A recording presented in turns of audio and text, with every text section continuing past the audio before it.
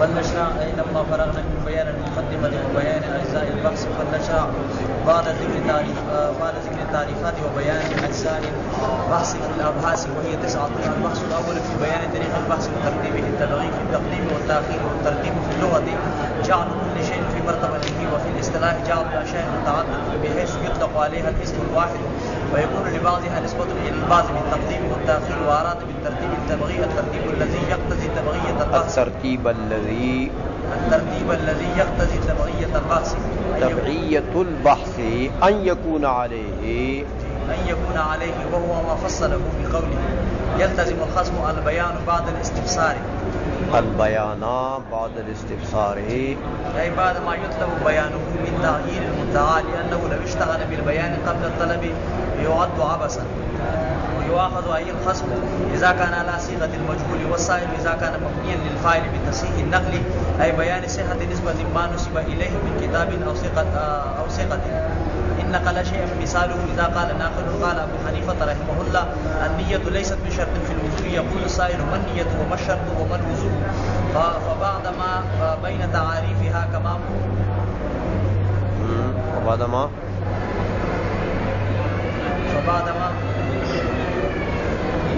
بين تعاريفها كما مر يؤاخذ بتصحيح النقل يقال له من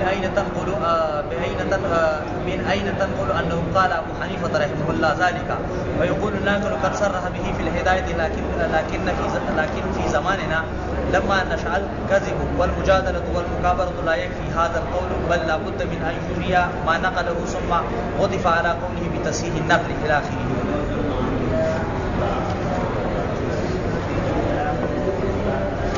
اچھا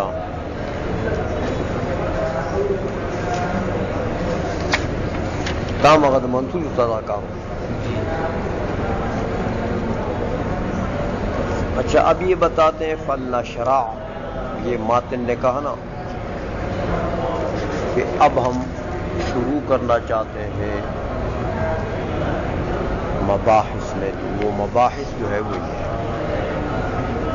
تو شارح بتاتے ہیں کہ بھائی پہلے ہم نے مقدمہ اور اجزاء بحث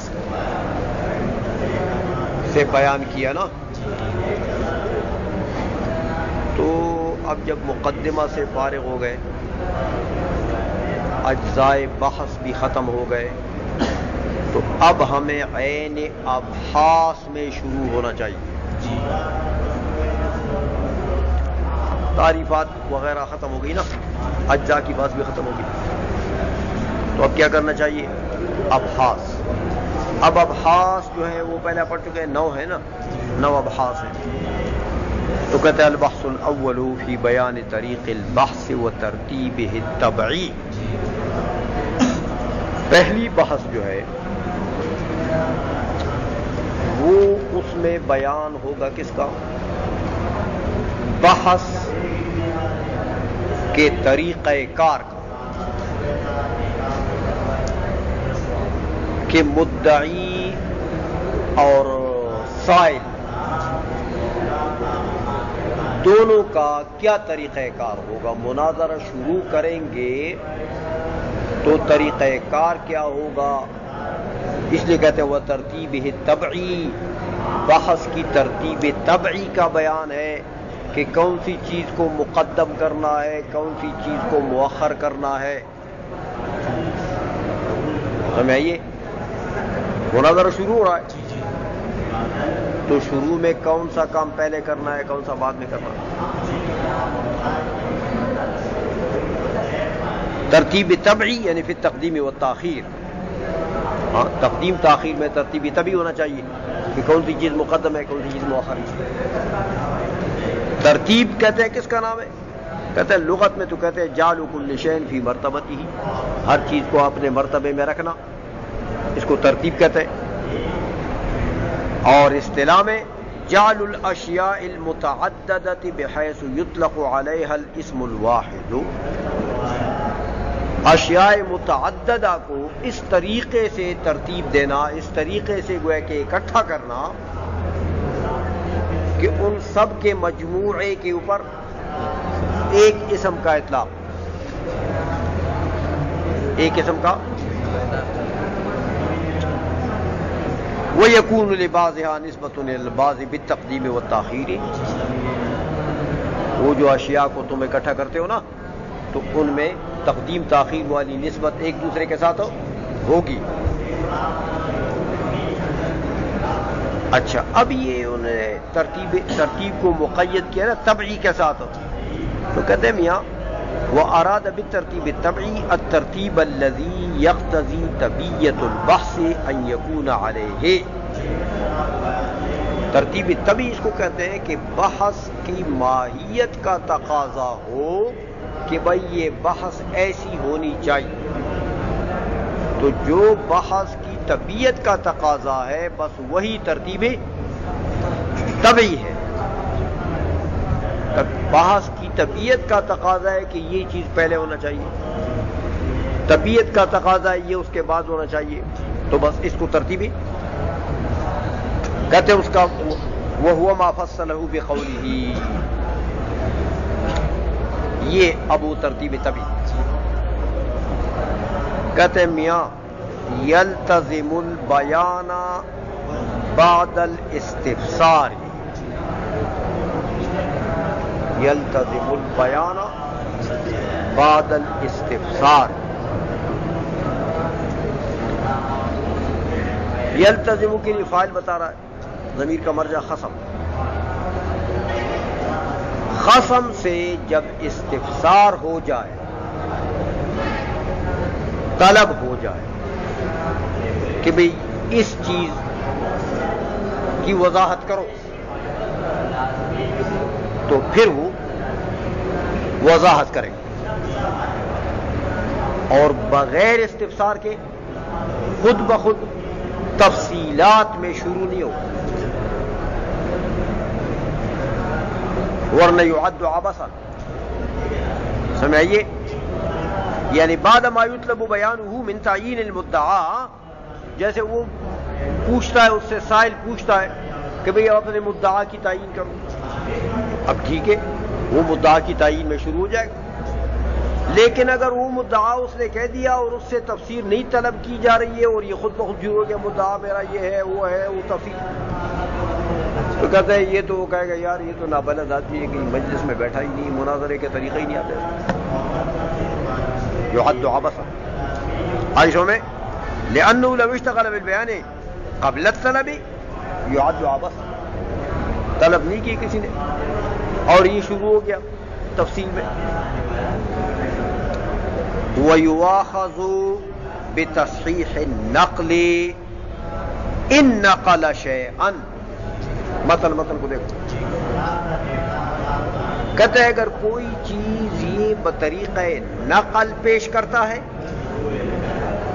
تو اس کا مواخذہ کس سے ہوگا؟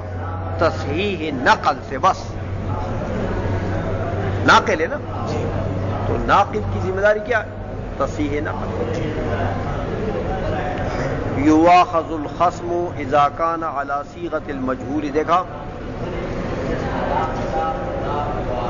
ویواخذ السائل بتصحیح النقل اذا کان مبنی للفاعل. یواخذ ہوگا تو ضمیر کون ہے؟ سائل. یواخذ ہوگا تو نائب فاعل کون ہے؟ خصم. بتصحیح النقل اے بیان صحت نسبت ما نسب الیہ من کتاب او ثقۃ. سمجھ آ گئی ہے؟ اس کو کہا جائے گا کہ میاں تم نے جو یہ نقل فلاں ثقہ بندے کی طرف نسبت کی ہے کہ یہ اس کا قول ہے، یہ نقل ثابت کرو. اس نقل کو فلاں بندے سے تم نے نام لیا نا، امام ابو حنیفہ کا قول ہے، ہاں نقل پیش کرو. تم نے جو نسبت کی امام اعظم کی طرف ہو اس قول کی، اس کو ثابت کرو. یا تم نے کتاب کا حوالہ دیا کہ فلاں کتاب میں ہے، نقل فلاں کتاب سے کر رہا ہے، تو فلاں کتاب کو پیش کرو، ثابت کرو کہ فلاں کتاب میں ہے. ان نقل شیئا، مثال دیتے ہیں اذا قال ناقل، ناقل نے کیا کہا؟ کہ قال ابو حنیفہ رحمہ اللہ تعالی النیۃ لیست بشرط فی الوضوء. تو اب دیکھو اس نے نقل کیا نا, امام اعظم کی طرف قول کی نسبت کر دی. تو یقول السائل من نیت وما الشرط وما الوضوء, یہ تو ہو جائے گا دعوے کے اجزاء. لیکن فبعد ما بین تعاریفها کما مرہ, جب یہ وضو شرط وغیرہ وضو ان کی تعریفات بیان کر دے گا تو اس کے بیان کے بعد دوسرا مرتبہ کیا ہے, یؤاخذ بتصحیح النقل.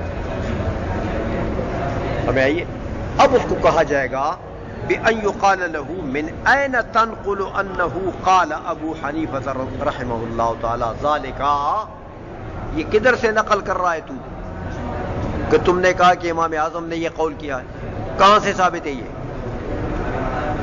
تو فیقول الناقل, ناقل یہ حوالہ دے دے گا کہ قد صرح به فی الہدایہ. لیکن اب یہ تو کہہ دے گا یہ, لیکن کہتے ہیں میاں ہمارے زمانے میں تو جھوٹ بڑھ گیا ہے نا, صاحب ہدایہ پر بھی لوگ جھوٹ بولتے ہیں. ہدایہ میں کوئی بات نہیں ہوتی, کہتے ہیں قرآن میں ہے, کہتے ہیں خدا نے کہا ہے.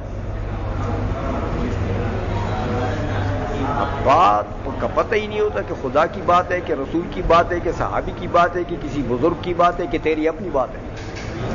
کہتے ہیں خدا نے کہا, تو جھوٹ تو بہت بڑھ گیا نا. خدا پر بھی لوگ باتیں بناتے ہیں, رسول پر بھی بناتے ہیں, اور حضور نے فرمایا نا کہ خیر القرون قرنی ثم الذین یلونہم ثم الذین یلونہم ثم یفشی الکذب. یہ تین زمانے تو خیر القرون ہے, اور اس کے بعد کیا ہوگا, جھوٹ پھیل جائے گا. تو بس پھیل گیا.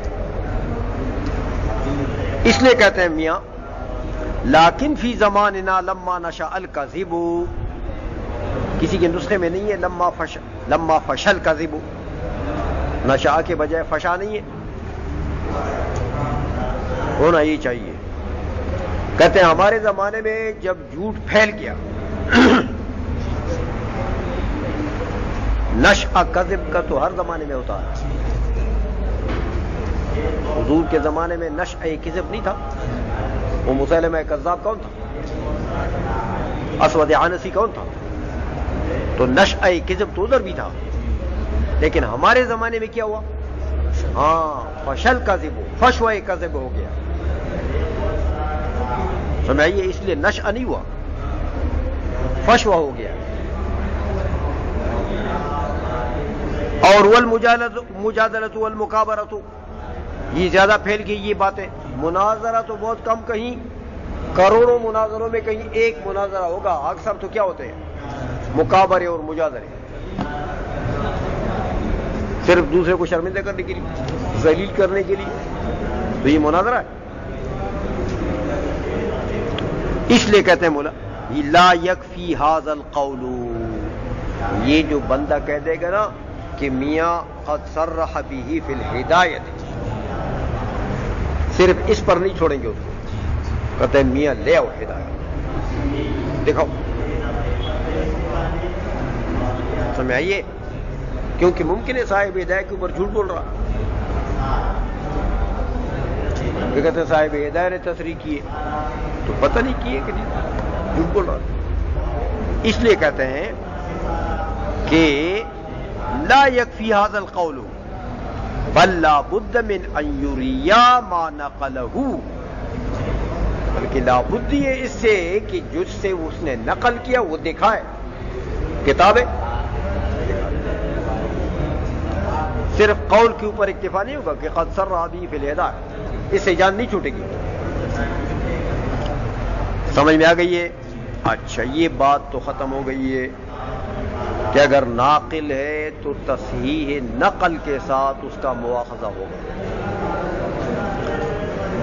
آگے کہتے ہیں کہ ثم عطف علی قولی بتصحیح النقل قولہ وبالتنبیہ او الدلیل ان ادعا بدیہیا خفیا او نظریا مجہولا اس کا مواخذہ تصحیح نقل سے ہوگا اور مواخذہ تنبیہ سے ہوگا. دیکھو اگر کسی اس کا دعویٰ جو ہے نا، اس کا دعویٰ اگر بدیہی خفی ہے، یعنی ہے تو بدیہی لیکن اس میں خفا ہے، تو خفا کے ازالے کے لیے اس کو کہا جائے گا کہ میاں اس پر تنبیہ پیش کر تاکہ یہ خفا زائل ہو جائے. اچھا، اور اگر اس کا دعویٰ نظری ہے اور مجہول ہے مناظر کو، مخاطب کو سمجھائیے، تو پھر اس کا مواخذہ کیا جائے گا دلیل سے کہ میں نظریات پر تو دلائل ہوتی ہے، تو آپ کا دعویٰ تو میں ایسا نہیں مان سکتا، یہ تو نظری ہے، دلیل دو. عائشہ میں اس لیے فرماتے ہیں اے یواخذ بالتنبیہ ان ادعا بدیہیا خفیا، اگر بدیہی خفی ہے اس کا دعویٰ تو تنبیہ سے مواخذہ ہوگا. کما اذا قال اہل الحق حقیقت من الحقائق الاشیاء ثابتہ، جیسے یہ کہے کبھی قال اہل الحق، وہ جو عقائد میں عقائد کی عبارت ہے نا کہ قال اہل الحق حقائق الاشیاء ثابتۃ. اچھا، تو میاں فیقول السوفسطائی، وہ لادریہ نہیں تھے، وہ سوفسطائی جو ہے وہ کہے گا بأی تنبیہ تقول قال اہل الحق حقائق الاشیاء ثابتۃ. حقائق الاشیاء، وہ سوفسطائی تو حقائق الاشیاء کو ثابت مانتا، تو چونکہ حقائق الاشیاء کا ثبوت تو بدیہی ہے، اس کا دعویٰ تو ہے بدیہی، لیکن اب اس کی کھوپڑی میں خفا ہے، سوفسطائی کی کھوپڑی میں کیا گھسا ہوا ہے، تو وہ کہے گا یار تنبیہ تو دو. سمجھئیے، فیقول لأننا نشاہد المشاہدات، کہ دیکھو یہ نہیں دیکھتے یہ پلر کھڑا ہے، یہ ثابت نہیں، مشاہدات کو ہم دیکھتے ہیں، جو مشہودات ہیں ان کو مشاہدات سے ہم دیکھتے ہیں کہ بھئی ثابت ہے.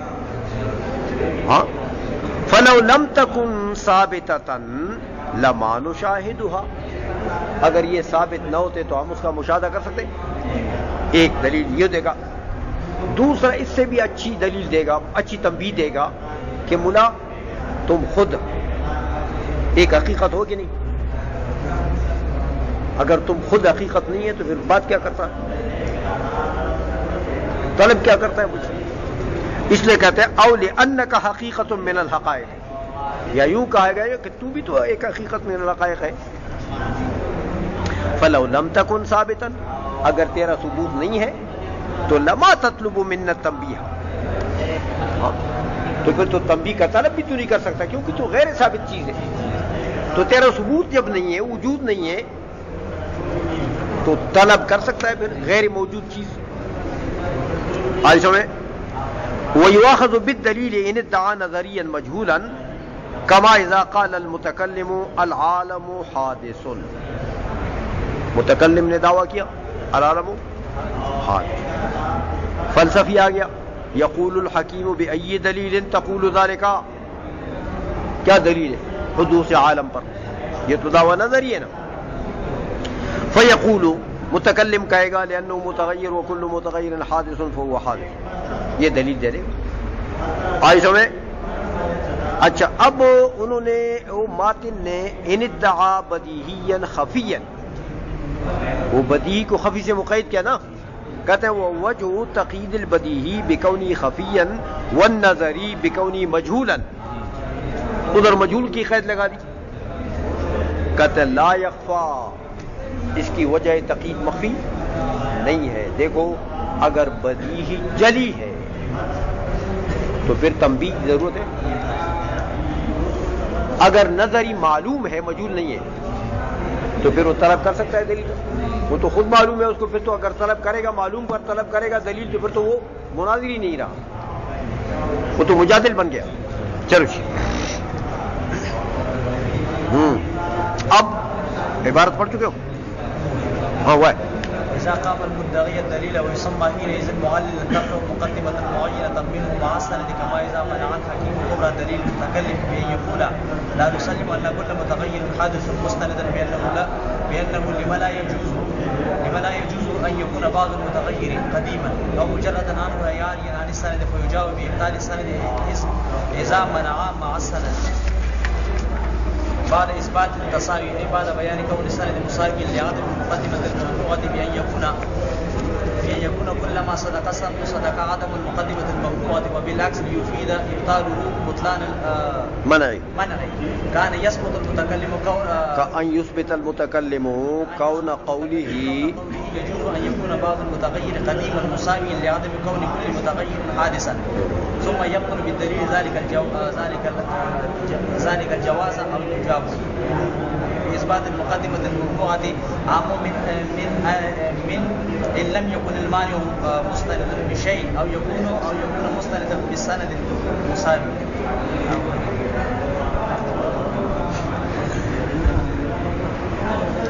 درمیان کې دی پریخ بلا شی دی په منځ کې پریخ